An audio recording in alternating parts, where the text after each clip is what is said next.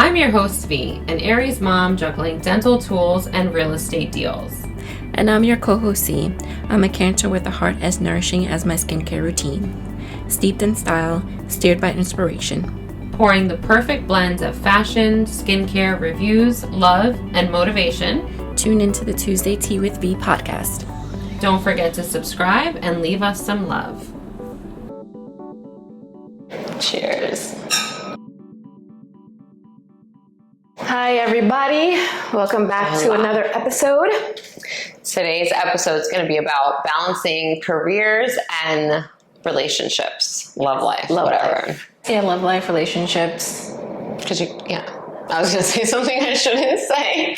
I stopped myself real quick. Never mind.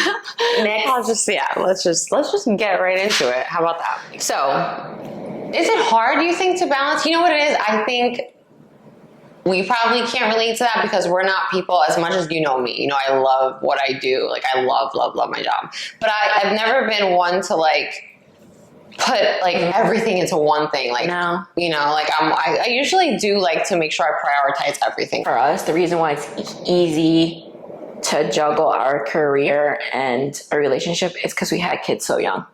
Yeah, so that's all we know. Yeah, so we had to prioritize our children with our careers. Yeah. So when it came to having a relationship, a man in your life, it was not that hard to incorporate because we already knew how to do it. But then, because it was like finding the balance between then all three things, you know, because it would obviously take a while before we brought anyone around our children. Yes. Yeah. But I think with that said, you both have to want it.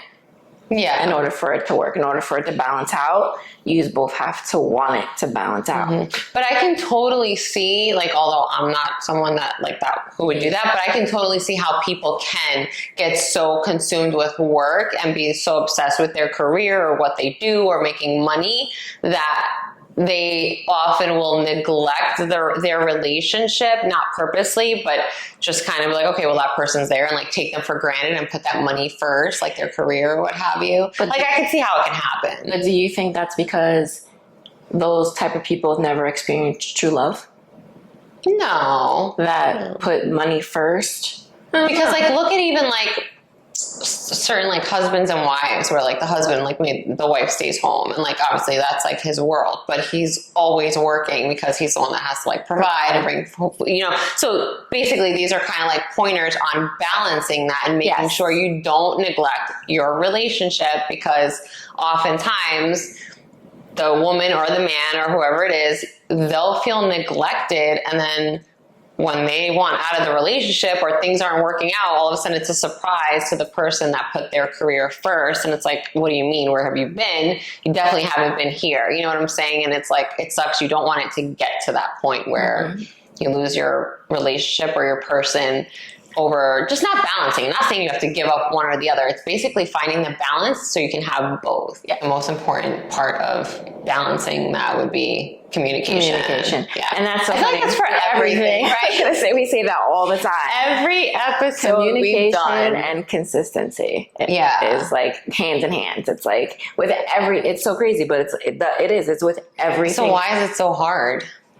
Because people don't want to hurt other feelings, or don't know, or we're never taught to communicate properly, or don't know how to feel their feelings. That's a very good point. Yeah, sometimes it's hard. What is that? Emotionally detached, or some people are anxious attached, someone are avoiding attached. It depends. Oh, that was one we were going to do an episode on too. Remember? Yeah. So there's some people have different type of personalities where their communication skills lack. Yeah. There's some people out there who are just all right, if we don't talk about it, it's not happening. Let's just out of sight, out of mind. Yeah. I'm that, but as far as physical, communicating, I'm open to talking about anything, whatever. Because if you hurt my feelings or I hurt your feelings, I'm sorry, it's fine. And I don't know. It's not fine. Life is just too short. I don't know. I agree. Same with the fact of give, and then once you've given, and it's not working, how much more do you give? Goodbye. So what did you write under prioritize communication? I wrote discussing schedules, goals, and stressors with your partner so you could support each other. So definitely schedules. I feel like you have to have like a certain date night, you know, like unless your schedule is really that unpredictable, but try to always like have something planned ahead of time together. So there's something to look forward to. And you know that you're prioritizing that time for the other person. Or just keep them in your day. You know, you In want the loop, yeah. keep them in your schedule, in your day. You know, call them, let them know I'm going to be late, or you know, just let them in. Yeah, don't go like a whole. You can't go like a whole day without like communicating. Don't be closed off. Yeah, just let them in, communicate, keep it open, keep it consistent with your communication. It's very important, I feel. Number 2, we had set those boundaries, which is another one I feel like we've talked about a lot. Yes, which is sometimes it's hard. It's hard to set. It's hard to set boundaries. You feel like you set them, but then you're like, is that boundary too strict? Am I being too? No, I feel like if it's a boundary for you, you can't feel like that. And that's another thing. That's another thing for me. It's hard because I'm so empathetic that I have to realize that my boundaries are not for you. My boundaries are for me. Yeah, and that's the thing that I'm still learning. Like, I have to realize that I have to. It's hard. And that's another thing with being a mom, and being a mom so young. You don't put you first. Yeah. You put everything else before you.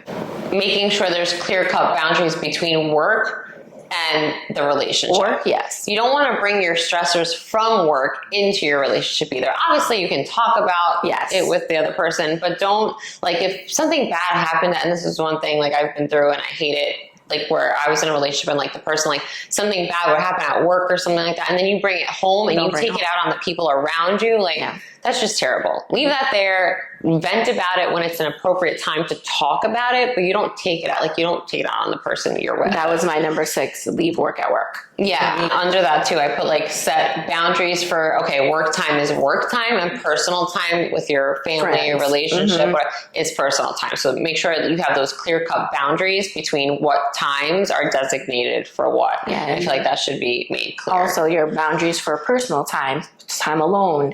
You know, you're not going to always spend time with them. You want time. Sometimes you want time for your self-reflection. You know, for yourself, just to recharge. And you know, sometimes you just need that time. And they have to understand it has nothing to do with them. You're not neglecting them. It's not that you don't want them to be part of it. It's just that you just need that. With trying to balance everything, sometimes for women, I feel is a little bit more difficult than it is for the men. And quality over quantity was the third thing. Yeah, but that's the quality of the time that you spend.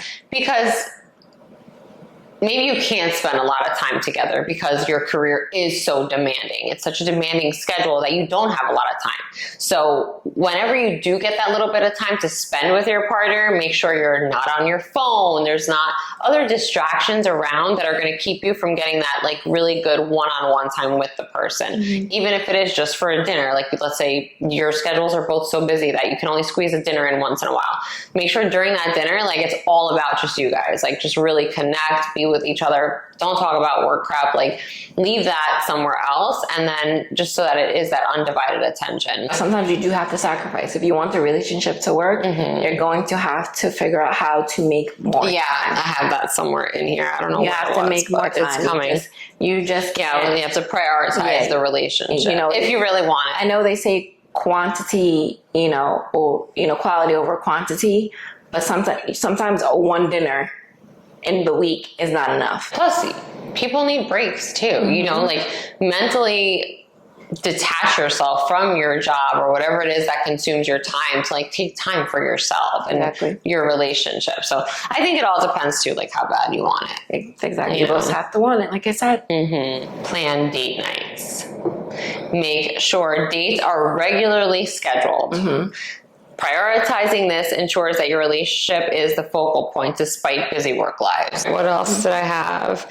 Delegate and share responsibilities. I guess this is more for like people that are living together. Yeah, once you get to that stage where you're living together, you decided that this relationship is going in the direction that you want it to go, then that's when you start to share responsibilities. Choose your right partner. Like the person has to know the kind of career you're in. Be able to accept the career that you're in. Understand that there might be late nights. and be able to accept that about your career.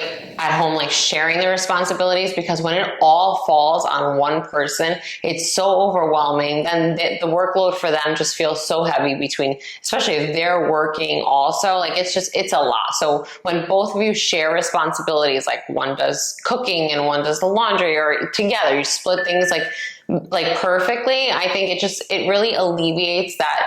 You don't want anyone to feel overwhelmed in the relationship with like the workload of the house. So always try to share that and help each other.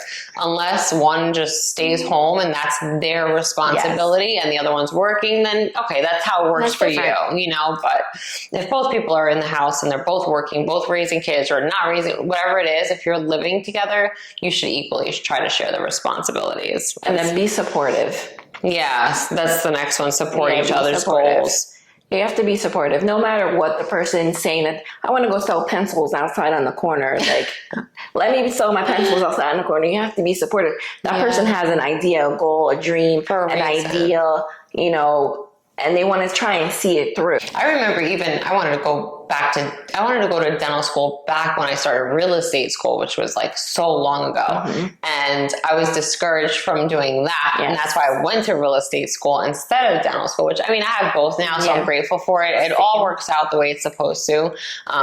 So it did work out, but I look back and I'm like, why did I even let someone stop me from doing what I originally wanted to do always? Like, exactly. I was discouraged too, as far as makeup.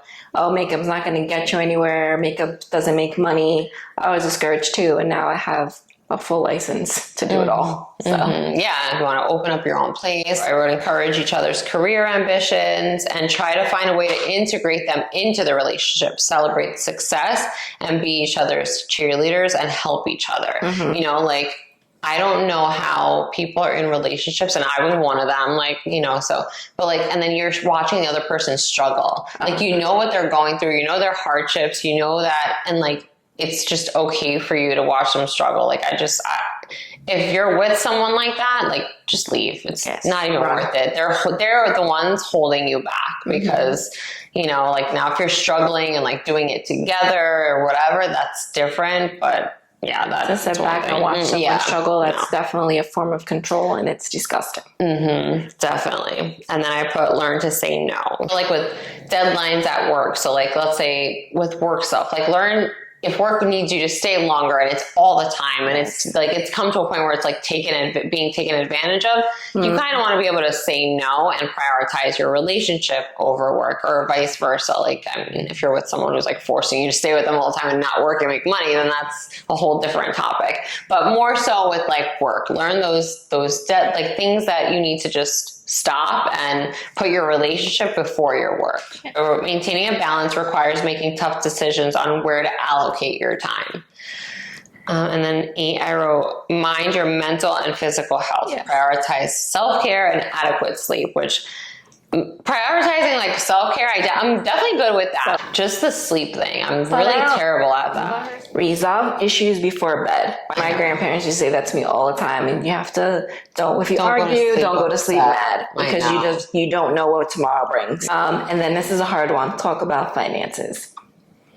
Yeah, that's so hard? But I think that's also talk about finances. We're talking about balancing careers and relationships. This is already when you're in the relationship, you're actually living together, or you've already established your goals and what you want from each other, where you're going. That's a really good one. And then the last one there was love the person, not the title.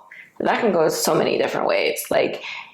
So many women are rushing to want to be engaged. Oh, my fiance, my husband. Just love where you're at. Just be present in what you're doing, where you're at. Just be happy, be joyful. Don't overthink it. Stop overthinking. That's a good one. Last thing I had on here was be flexible and adaptable. Understand that some points may demand more focus on work or the relationship, and this is key to navigating. So obviously there's going to come times where it's you do have to focus and prioritize work a bit more, or the relationship a bit more. But if there's a huge workload, and let's say your relationship at the time needs to be prioritized over that, make sure you do that and take care of that. And I think that's like where communication comes in. Exactly. Letting your job know, letting your partner know, like, hey, the XYZ is going on. But usually it's take something care of you that. know ahead of time. Like if there's going to be a deadline that you have to meet, if you know. Well, in the relationship though, like shit happens. Yeah, so it's like, that's you true. know, prioritize that and take care of it. If you know, if you don't want to lose it, people, I feel like in all of us, like there's always things we regret, right? Like, so it's like, you don't want to regret things. So the more you take care of things right when they happen, the better off you'll be. Until next time, we are going to leave and say goodbye now. Please don't forget to subscribe, leave us some love. Take care. Bye.